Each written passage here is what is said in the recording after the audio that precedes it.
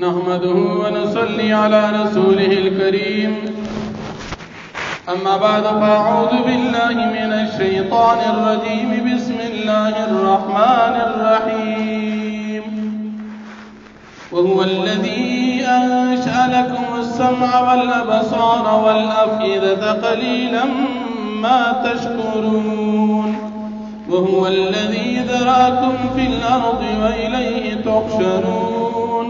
وهو الذي يحيي ويميت وله اختلاف الليل والنهار أفلا تعقلون صدق الله العظيم. سورة المؤمنون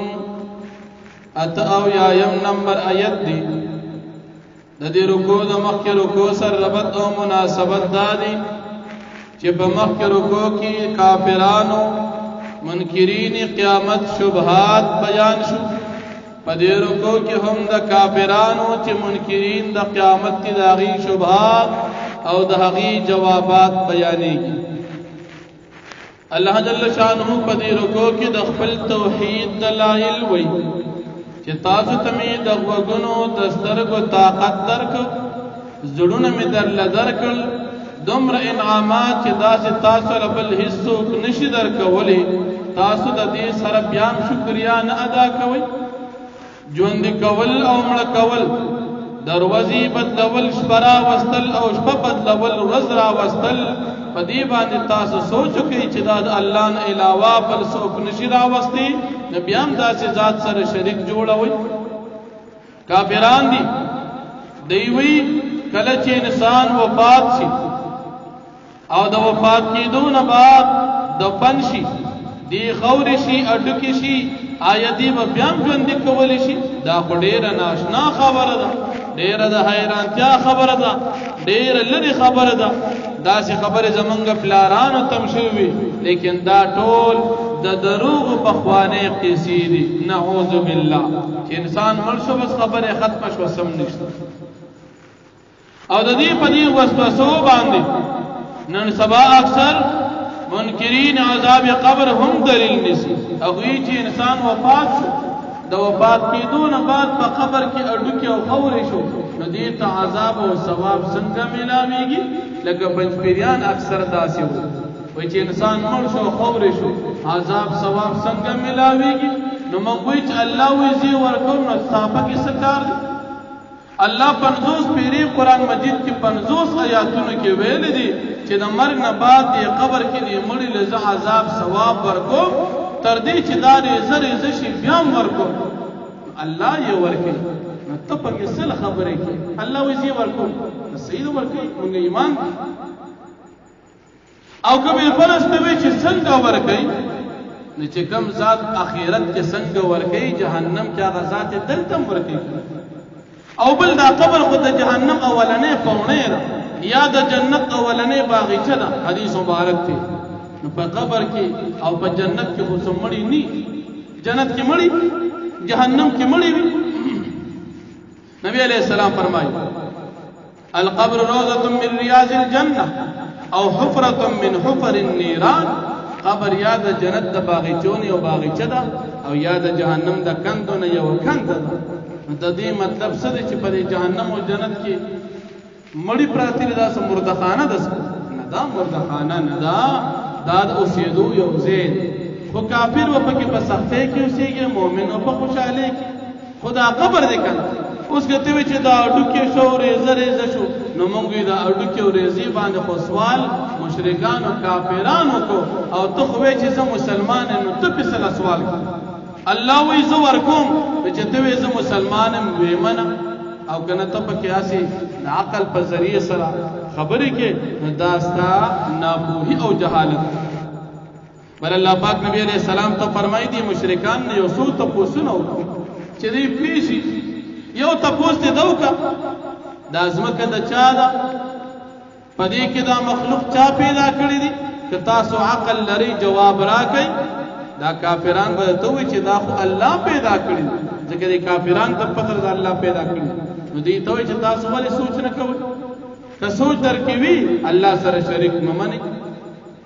اسمانونه اوه چا پیدا کړي دي؟ لوی عرش او کرسی چا پیدا کړی دا نو دا کافران به جواب درکړي چې دا الله نو بیا ولې یریږي دا الله نه چې شرک کوي خدای ته وایا چې د ځمکې اسمانونو د دې ټول نظام مالک څوک دی هغه ذات چې پناه ورکوي او هغه پناه نه راځي هغه ذات څوک دی جواب راکړي دا کافران به ته وي چې دغه الله نو چې دومره درته پته ده نو داسې ذات نه تاسو بل طرف ته ولې او ای کافران تاسو د الله سره شریکان منئ نو که الله سره شریکان وي دا نظام به ټول ګډوډ شي لکه مثال په ځمکه کې ګڼ خدایانو نو یو خدای به وي چې زه اسمان پیدا کوم بل به نه پیدا کړي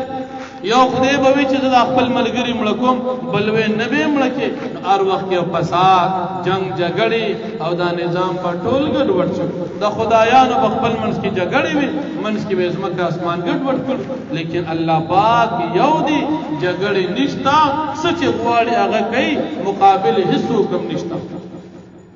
نه الله جل شانه فرمایي وهو الذي الله پاک آزاد دی انشاء لكم السمع والابصار چې پیدا کړی دي تاسو د پاره د غوږونو طاقت او د لیدلو طاقت د سترګو والافئده او زړونه قليلا ما تشکرون ډیر کم بیا کسان چې دا غي تاسو قليلا ما تشکرون ډیر کم بیا کسان تاسو نه شکریا ادا کوي شکر گزار ډیر کم وهو الذي ذا الله پاک غزاد دی ذراکم فی الارض چې تاسو پیدا کړی پزماکه کې و الیه تحشرون د الله ته تاسو جمع کول شي وهو الذي يحيي ويميت ذا الله پاک غزاد چې ژوند کول کوي مړ کول کوي وله اختلاف الليل والنهار او ذا الله د پاره بدلول د شپو د ورځو دي افلا تعقلون تاسو عقل نه لري بل قالوا مثل ما قال الاولون بلکې وای دا مشرکان د مکی پشان دا چې ویلو په خوانو کافرانو قالوا دا کافران وی اذا متنا کله چې شو منګ مړو وکنا ترابا او شو منګ خوري و ازواما او اډکی د مرګ نه بعد انا لمبعوثون اي بیا منګ ژوند کولی شو لقد وعدنا نحن فتاقي سر من سر وعده شوا وآباؤنا زمنګ پلاران سر هازادا من قبل مخد دینا ان هذا نددا وعدا نددا خبره نددا مرګ دا فیصله د مرګ بعد د جن الا اساطير الاولين مگر د دروغ په خوانه قصیدی اسی خبرې مرګ شو مرګ نه بعد جن شو دا فاسی خبرې بل توفر میں پیغمبر علیہ السلام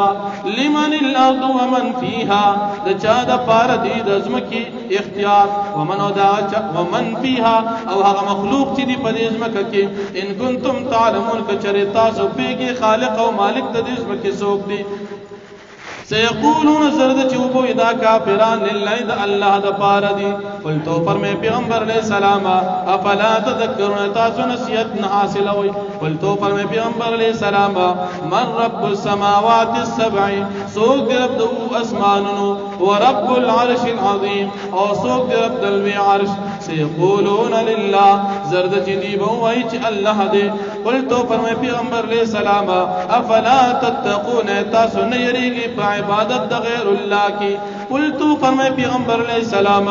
من بیده ملکوت کل شیء د چا په اختیار کې بادشاہی د هر یو سیز دا او هو یجیر او غفنا ور کوي تمام مخلوقات تا ولا یجار علیه او فدبان پنا نشرات یعنی د در پنا ضرورت نشتا ان کنتم تعلمون کچری تاسو پیږي جواب راکې سيقولون لله زرد چدی بو وېدا الله د پاره دی قل تو فرمائے پیغمبر علیہ السلام فانا تسحرون پس کم طرف تاسو اړول شي سحر د باندې کولی شي بل اتیناهم بالحق بلکې منګر اوړي دوی ته حق او رښتیا وانهم لکاذبون یقینا دا کافران دروغ جن دي متخذ الله من ولد ندني ولي الله پاک اولاد وما كان معه من اله او نشد الله سره هیڅ شریک دا الله سره په ذات کې څوک شریک شتا او نه په صفاتونو کې څوک شریک شتا نه د الله زامن شتا نه د الله لوریان شتا نه د الله بیبي شتا ځکه دا د مخلوق د پاري او الله پاک خالق دی اذن لا ذهب اذن باغ وقتی کچر الله سره شریکان وی لذهب كل اله بما خلق خامخاب بوتلو هر یو خدای بما خلق هغه چې پیدا کړو یعنی خپل مخلوق به ختم کړو ولا علی بعضهم علی بعض او غالب شي او بعض خدایان د دې په بعض باندې سر وخت به کبډي او کشتي او خدایانو بجګړې وي کچره خدایان ډیرو لیکن الله رب العالمین یو دی هیڅ داغه مقابل کې د جګړې نشتا تمام مخلوقات هغه عاجزه او محتاج دي لیکن کافران نه مني او مسلمانان مني سبحان الله پاک الله اما دا سن یصفون چې دا کافران د الله په باره کې بیان عالم الغیب والشهادت عالم دی په غیب باندې والشهادت او په ښکار باندې فتعالى عما یشركون پس اوچت الله جل شانه اما دا سنا یشركون چې دا کافران الله سره شریک دي واخر دعوانا